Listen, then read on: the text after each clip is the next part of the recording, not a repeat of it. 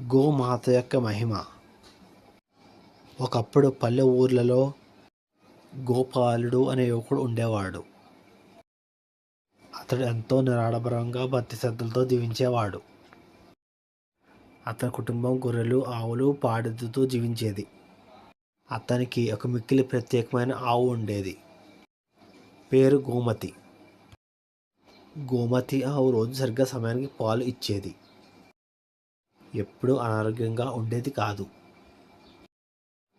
ఎంతో మృదువుగా వ్యవహరించేది.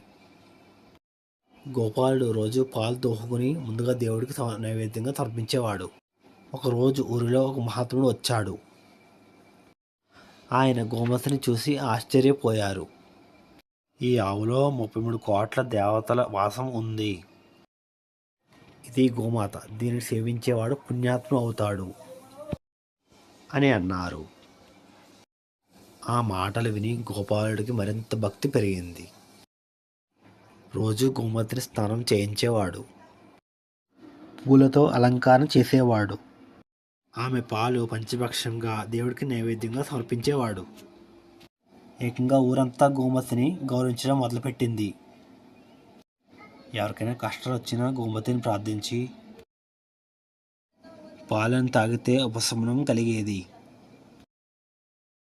అలా గోమతికి పూజలు పెరిగాయి, భక్తి గాథలుగా మారాయి. చివరకు ఆ ఊరే కాదు, చుట్టుపక్కల ఊళ్ళ వాళ్ళు కూడా గోమతిని దర్శించుకునేందుకు రావడం మొదలుపెట్టారు. గోపాలుడు తన జీవితాన్ని ఆవు సేవకి అంకితం చేశాడు. చివరకు దేవతలు స్వయంగా ప్రత్యక్షమై గోపాలుడికి ఆశీర్వాదం ఇచ్చారు.